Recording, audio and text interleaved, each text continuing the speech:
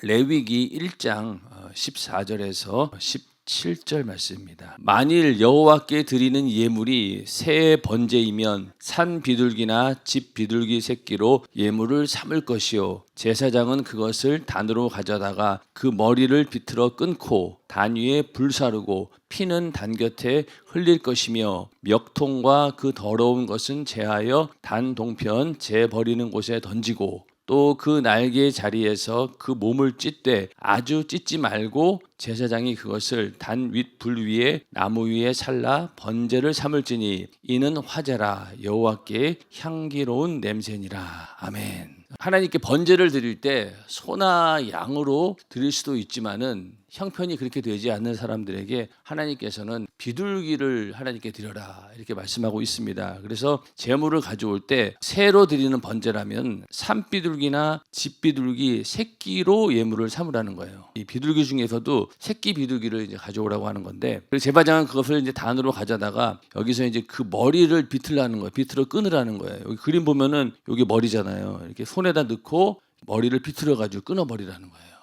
이거 하려면 할 수 있겠어요? 그 머리를 비틀어 끊고 그 다음에 단 위에 불 사르고 피는 단 곁에다가 흘리고, 그리고 멱통은 뭡니까? 그 새 모이가 들어가는 목구멍이에요. 목구멍하고 이 더러운 것은 아무래도 뒷부분인 것 같아요. 다 제하여서 동편 재버리는 곳에 던지고 그 날개 자리에서 그 몸을 찢대. 그러니까 몸을 찢는 것도 여기 날개에 있는 부분에서 이제 몸을 찢으라는 거예요. 그리고 아주 찢지 말고 제사장이 그것을 단 윗 불 위 나무 위에 살라 번제를 삼을지니, 아주 찢지 말고 날개가 떨어지지 않도록 하라는 거예요. 그렇게 해서 이제 나무에다가 불을 살라서 번제를 삼는다 이렇게 하나님께서는 말씀하고 있습니다. 그러니까 소나 양을 드릴 때하고 절차가 좀 다른 것이죠. 이렇게 태우라고 했는데 왜 새 새끼의 머리를 끊기 전에 먼저 비틀라고 하셨을까요? 여기서 우리에게 적용되는 부분들이 있는데, 새 새끼 정도면은 머리를 끊지 않고 비틀기만 해도 대부분 죽습니다. 게다가 머리를 비트면 이목구비도 다 비틀어집니다. 그래서 머리가 이렇게 비틀게 되면은 눈, 코, 입, 귀 전부 다 이제 삐뚤어지고 이게 전부 다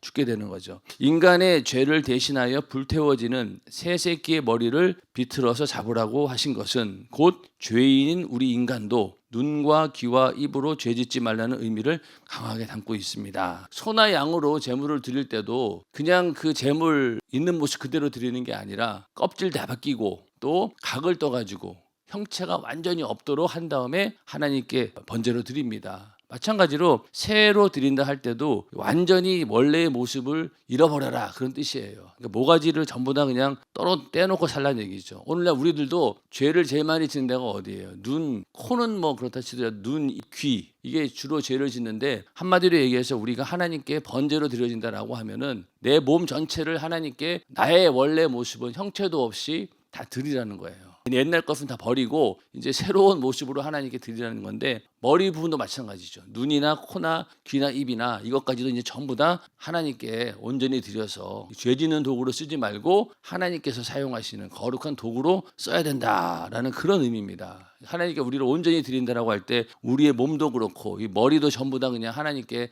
다 내놓고 살라는 얘기예요. 지금까지는 눈이 그냥 죄 짓는 대로, 또 귀가 그냥 죄 짓는 대로 쓰임 받고, 또 입으로 얼마나 많은 죄를 짓습니까? 이제 그러지 말고 너희 이목구비를 정말로 하나님께서 온전히 쓰실 수 있도록 그렇게 만들어야 된다라고 이렇게 말씀하고 있습니다. 그렇기 때문에 예전 것은 완전히 비틀어 가지고 다 죽여버리라는 거예요. 그래서 하나님 앞에 항상 이목구비가 문제입니다. 귀로 들어서 죄짓고, 눈으로 봐서 죄짓고, 입으로 말을 잘못해서 죄짓습니다. 그러니 눈과 귀와 입을 온전히 비틀어야 합니다. 이렇게 말씀하고 있죠. 근데 여기 보면은 이목구비인데 코에 대한 얘기는 없는 것 같아요. 코로 죄짓는 경우가 있을까요, 없을까요? 있어요. 맛있는 거 찾아다니는 것도 사실은 좋은 냄새 맡아 가는 거고, 또 이런 것도 있잖아요. 사람과의 관계 속에서 어떤 사람은 몸에서 냄새가 심하게 나는 사람이 있어요.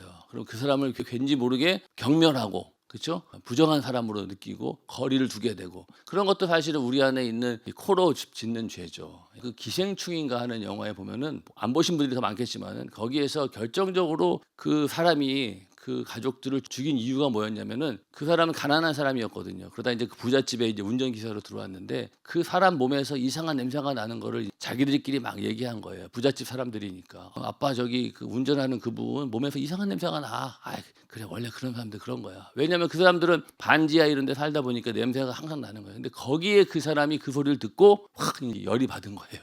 그래서 결국은 나중에는 사람을 죽이는 그런 일까지 벌어지는데 그런 것처럼 인간이 그런 것들을 통해서 은연중에 코로도 죄를 짓더라고요. 보니까 사람들을 내가 정죄하고 저 사람은 얼마나 저렇게 가난하면 저런 냄새가 날까. 그렇죠. 그리고 뭐 병자들 같은 경우도 그렇죠. 예전에 어떤 목사님이 병자가 왔는데 막 온몸에 막 고름이 막 잔뜩 있는 거예요. 안수기도를 하려고 딱 했는데 하나님께서 감동하시기를 그 고름을 네가 다 빨아라 명령하시니까 그 목사님이 그걸 순종하신 거예요. 그때 하나님의 의도는 뭐였을 거예요? 네가 뭐 더러운 거 이런 거 가리지 말고 무조건 너는 영혼을 사랑해라 이런 마음으로 그 고름을 다 이렇게 빨았다는 거예요. 그런 거 보면서 우리가 은연중에 눈도 그렇지만 귀도 그렇고 입도 또 코로도 이렇게 우리가 죄를 짓고 있다라는 것을 생각해 보면서 이게 완전히 비틀어져야 된다는 거죠. 이게 내게 아니다. 이제는 눈도 귀도 입도 코도 이제 하나님 것이다 라는 그런 마음으로 우리가 제사를 드린다. 그래서 이 눈으로 짓는 죄는 먼저는 이 음탕한 눈입니다. 새 새끼의 머리를 비틀면 가장 먼저 눈이 돌아갑니다. 사람의 지체 중에서도 눈이 가장 많은 죄를 짓습니다. 그러니까 눈 나쁜 사람들이 많잖아요. 안경 낀 사람들은 뭐 죄를 진 것도 있지만 하여튼 눈을 많이 썼기 때문에 그런 거예요. 그런 것처럼 눈을 통해서 많은 정보가 들어오고 또 그로 인해서 더 많은 죄를 짓게 되죠. 그래서 성경을 보면 눈으로 죄지어 망한 자가 얼마나 많은지 모릅니다. 이스라엘의 사사며 나시린인 삼손이 하나님께서 주신 강력한 힘으로 적군 블레셋을 많이 물리쳤지만 블레셋 간첩 들릴라를 보고 음탕한 눈을 갖게 되었을 때는 자기 힘의 근원이 머리카락에서 온다는 기밀을 누설하여 그 엄청난 힘을 잃고 말았습니다. 여기 들릴라는 미인견을 쓴 거죠. 미인견을 써서 이 삼손이 거기에 넘어갑니다. 끝까지 버티다가 나중에 얼마나 그 여자가 그냥 괴롭게 했으면은 그 자기의 기밀을 누설해가지고 머리가 잘려버리고 그렇게 해서 다 힘을 잃어버리고 결국 블레셋 군에 사로잡혀가지고 두 눈알이 뽑히고 짐승처럼 연자 맷돌을 돌리는 처참한 신세로 전락한 그는 블레셋 군과 함께 참혹한 최후를 맞이하고 말았습니다. 여기서 하나님께서 그래도 은혜를 주셔가지고 마지막에 그의 죽음으로 블레셋을 물리칠 수 있는 그런 기회를 줬지만 그러나 그렇지 않았다라고 하면은 아마 아주 훌륭한 사사로서 기록이 되었을 것입니다. 결국은 그 눈이 문제였던 거죠. 또 다윗 왕도 있죠. 다윗 왕도 음탕한 눈으로 인해서 돌이킬 수 없는 죄를 지었습니다. 이 우리아의 아내인 밧세바가 목욕하는 것을 보고 음욕을 품어 간음한 그는 우리아를 전쟁 선봉에 내몰아 고의로 전사하게 하는 비열한 방법을 써서 밧세바를 아내로 취하였습니다. 간음한 것도 죄인데 그걸 감추기 위해서 그 우리아를 일부러 전쟁 앞에다 막 내세워가지고 일부러 죽게 만들었잖아요. 이게 살인죄인 거죠. 간음죄, 살인죄를 다 진 거예요. 이 죄로 다윗은 하나님 앞에 왕권이 박탈되기 직전까지 갔었고 금식하며 가슴을 치는 상한 심령으로 회개하여 겨우 모면했죠. 이처럼 음탕한 눈은 저주를 가져오고 하나님께서 이루고자 하시는 거룩한 뜻을 중단하게 합니다. 그래서 예수께서도 만일 내 눈이 너를 범죄케 하거든 빼어버리라. 한 눈으로 하나님의 나라에 들어가는 것이 두 눈을 가지고 지옥에 던지는 것보다 나으니라. 마가복음 9장 47절에 말씀하셨습니다. 그러니까 이 눈이 문제인 거예요. 또 하나 음탕한 눈이 있다라고 하면은 또 하나는 뭐가 있냐면은 탐욕의 눈이 있어요. 탐욕의 눈. 탐욕스러운 눈도 하나님께서는 받지 않으십니다. 여기 보면 이제 그 엘리사의 종 게하시의 얘기가 나옵니다. 그 엘리사가 그 아람의 군대 장관 나아만의 문둥병을 고쳐 주었어요. 그랬더니 나아만 이 장군이 너무나 감사하니까 선물을 주려고 엘리사에게 얘기를 했어요. 근데 엘리사가 거절을 합니다. 그러고 나서 이제 나아만 장군이 자기 본국으로 돌아가고 있는데 이 엘리사의 종 게하시가 그 선물이 탐이 난 거예요. 그래가지고 나아만을 쫓아가서 엘리사를 빙자해서 우리 주인께서 다시 선물을 받아오렵니다. 이렇게 해가지고 은 2달란트와 옷 2벌을 받습니다. 그거를 몰래 감추어 놓고 엘리사 앞에서 거짓말까지 했죠. 그런데 그랬더니만 결국 게하시는 현장에서 이 문둥병에 걸리고 말았습니다. 이게 얼마나 큰 죄입니까? 그래서 탐욕에 눈이 멀어가지고 결국은 이렇게 문둥병에 걸리고 마는 저주를 받는 상황이 되었던 거죠. 그리고 또 어떤 이는 탐욕스러운 눈으로 말미암아 민족 전체를 위기에 빠지기도 했습니다. 여리고성에서 크게 승리한 이스라엘은 얼마 후 아이성 전투에서는 참패하고 말았습니다. 수많은 젊은이가 피를 쏟고 쓰러져 죽었습니다. 간단하게 이길 전쟁을 오히려 대패하고 마는 너무나 안타까운 일이 벌어졌습니다. 여리고성 전투에서 엄청나게 큰 승리를 한 거예요. 도저히 그 여리고성은 정말로 난공불락에 도저히 이스라엘의 그 군사력으로는 해결할 수 없는 그런 곳이었지만 하나님의 은혜로 여리고성을 돌고 그래가지고 그 큰 승리를 거두었는데 아이성에 이제 정탐꾼을 보냈어요. 그랬더니 거기는 한 3,000명 정도만 있으면 충분히 이길 수 있습니다. 그래서 아예 그냥 이스라엘 백성들 가운데 소수만 보낸 거예요. 근데 거기서 오히려 의외로 참패를 당하고 말았습니다. 그리고 거기에서 36명이 전사하고 또 결국은 하나님의 이름이 이방인들에게 멸시를 당하고 또 그 이스라엘 백성들의 사기가 얼마나 떨어졌겠어요. 그 정도로 엄청난 피해를 주었는데 그 아이성 전투의 참패의 원인이 어디에 있느냐라고 여호수아가 계속 기도하며 물어봤더니 여기 보면은 그 원인을 알려고 하나님께 여쭈자 하나님께서는 이스라엘이 범죄하여 내가 그들에게 명한 나의 언약을 어기었나니 곧 그들이 바친 물건을 취하고 도적하고 사기하여 자기 기구 가운데 두었느니라. 하나님께서는 이미 다 보신 거예요. 어떤 사람이 이렇게 전쟁에서 취한 물건을 싹 다 버리든지 불태워 버리든지 그래야 되고 또 어떤 경우에는 하나님께서 그걸 너희가 가지라 이렇게 하는 경우도 있어요. 근데 이런 경우에는 다 없애버리라고 했는데 그걸 숨겨놓은 거예요. 그러므로 이스라엘 자손들이 자기 대적을 능히 담당치 못하고 그 앞에서 돌아섰나니 이는 자기도 바친 것이 됨이라. 그 바친 것을 너희 중에서 멸하지 아니하면 내가 다시는 너희와 함께 있지 아니하리라. 전쟁에서 얻은 전리품들을 다 없애버리라고 했는데 없애지 않은 그것 때문에 전쟁에 패한 거예요. 그러니까 너희가 그렇게 나와 약속한 언약을 지키지 않는다라고 하면 이제 내가 다시는 너희와 함께 있지 아니하리라. 이렇게 말씀하신 거예요. 그래서 하나님께서 또 그러면 어떻게 해야 될까라는 분명한 방법까지 알려주시죠. 너는 일어나서 백성을 성결케 하리를 너희는 스스로 성결케 하여 내일을 기다리라. 이스라엘 하나님 여호와의 말씀에 이스라엘아 너희 중에 바친 물건이 있나니 네가 그 바친 물건을 너희 중에서 제하기 전에는 너희 대적을 당치 못하리라. 그러니 이 문제가 해결이 안 되면은 이스라엘은 전쟁을 하면 질 수밖에 없다는 거예요. 하나님 이렇게 말씀하셨으니까. 너희와 함께 있지 않고 또 너희 대적을 너희가 당치 못하리라 이렇게 말씀하셨기 때문에 이스라엘 이스라엘에게는 엄청나게 이거는 큰일이죠. 이거 앞으로 전쟁해봤자 소용이 없는 거예요.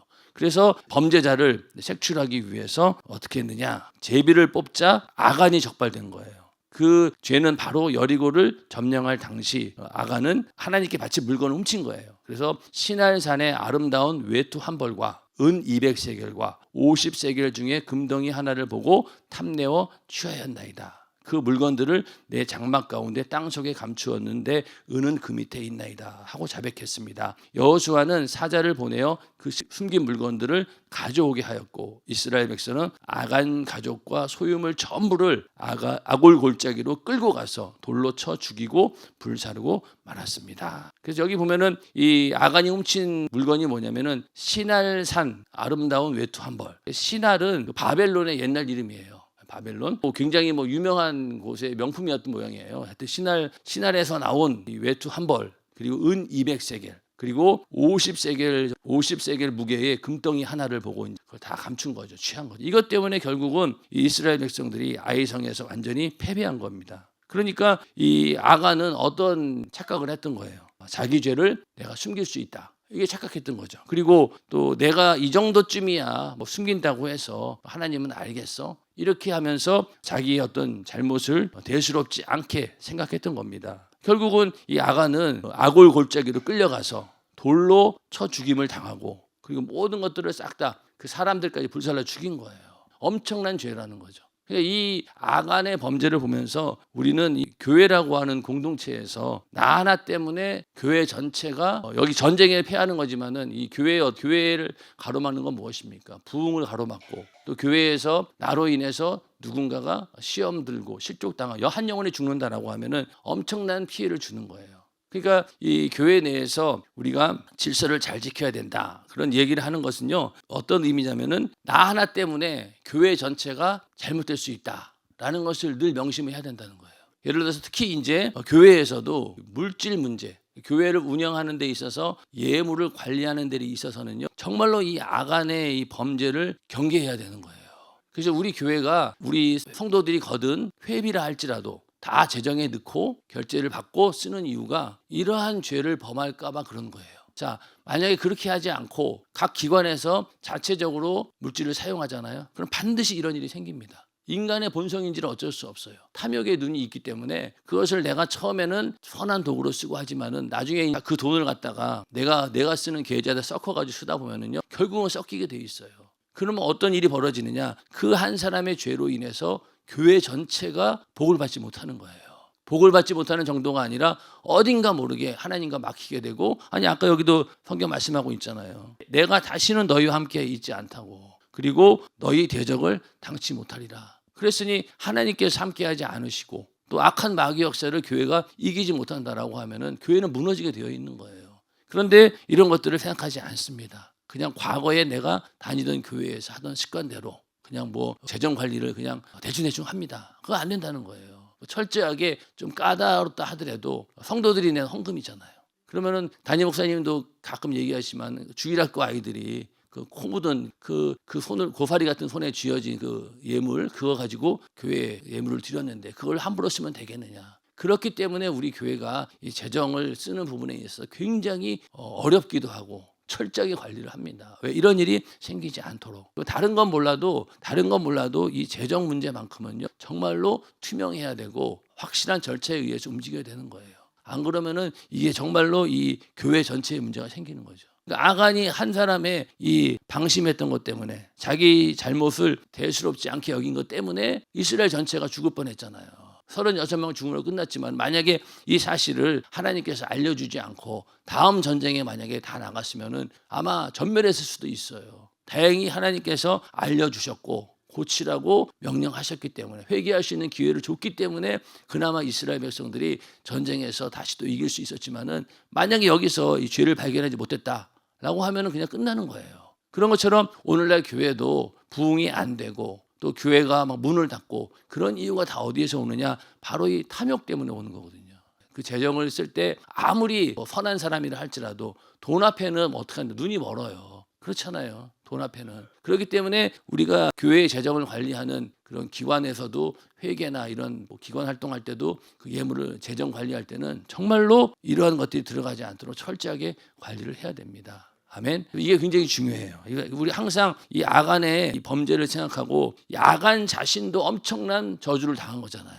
그렇죠? 완전히 여기 보면은 돌로 쳐 죽이고 불사르고 말았으니까. 그래서 아골 골짜기 그러면은 뭐예요? 가장 괴로움과 슬픔의 장소를 말하죠. 지옥과 같은 곳이에요.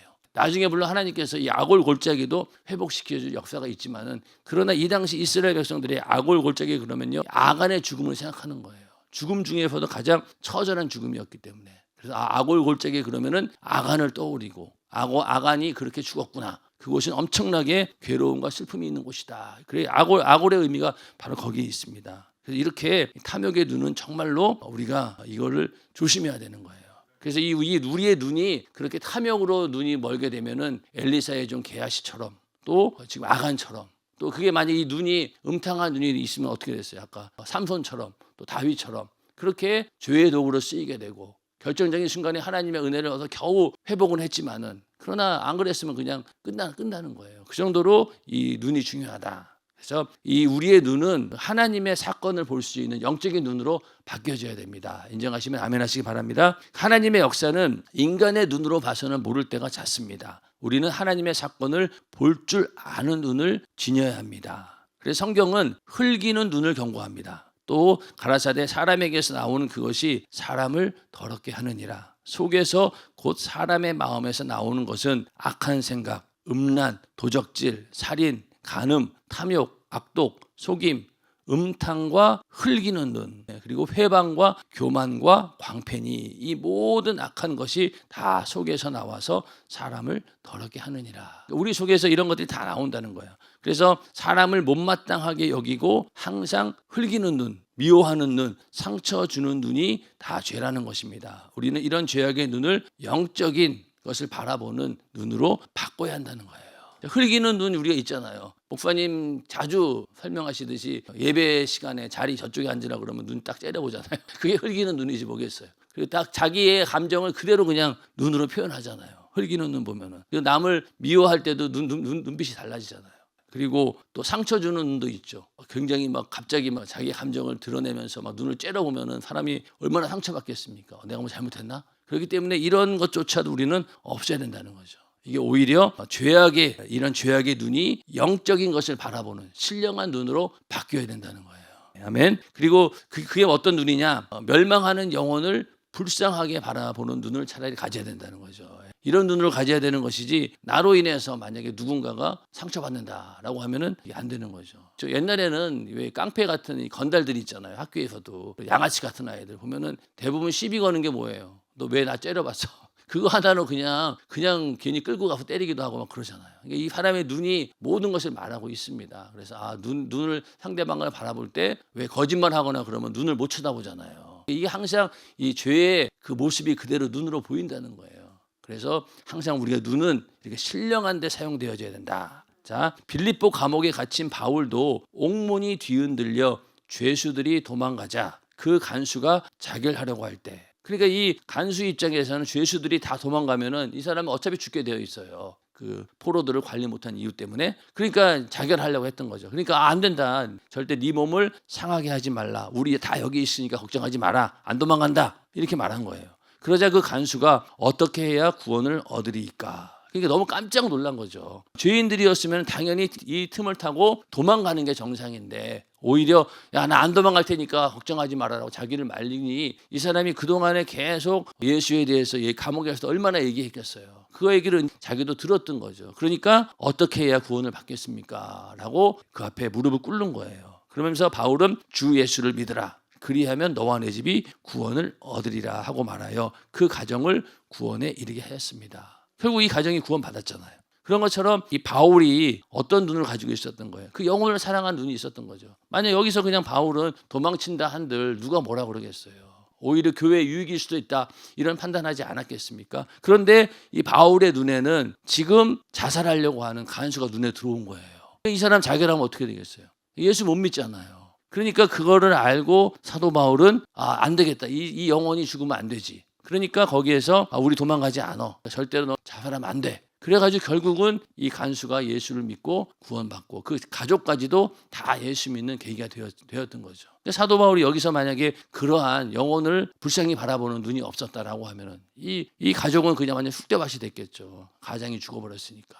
그렇죠? 그리고 뭐 그 가족들도 뿔뿔이 흩어지거나 아니면은 뭐 가정이 완전히 파괴되었겠죠. 그런데 이 사도 바울의 이런 영혼을 바라보는 눈 때문에 살아난 거예요. 그래서 이 말씀이 오늘날도 예수 믿지 않는 가정들에게 이 말씀이 이루어지기 위해서 항상 기도하잖아요. 주 예수를 믿으라. 그리하면 너와 내 집이 구원을 얻으리라. 그러나 그 상황 가운데서는 이러한 일들이 있었다는 겁니다. 우리가 하나님 앞에 드리는 제물이 되려면 눈으로 보는 모든 것에 흠이 없어야 합니다. 그래야 하나님께서 바라시는 거룩한 제물이 될 수 있습니다. 주여 나의 눈이 흠이 없게 하옵소서. 이 눈으로 짓는 죄가 얼마나 큰 것인가. 우리가 이제 오늘 음탕한 눈, 그것 때문에 어떤 결과가 왔는지, 그리고 또 탐욕의 눈 때문에 어떤 결과가 가져왔고, 결국 이 사도 바울처럼 영혼을 불쌍하게 바라는 눈을 가진 자로 인해서 그 가족이 전부 다 구원받는 역사가 일어났고, 그런 걸 봤을 때 우리는 어떤 눈을 가져야 되겠습니까? 영혼을 불쌍하게 바라보는 눈을 가져야 되는 거죠.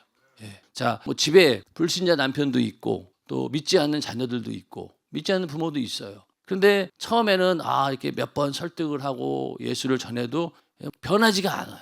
그러니까 어느 순간부터는 어떻게 해야 되느냐? 아이고 저놈의 마귀 역사. 이게 지나시다 보면은 항상 그 믿지 않는 남편을 볼 때마다 마치 그 마귀를 쳐다보듯이 쳐다보게 돼요. 그리고 멸시하고 무시해버리고, 아유 저놈의 마귀 역사. 이러면 어떻게 되겠어요? 그 남편은 절대로 돌아올 기회가 없어요.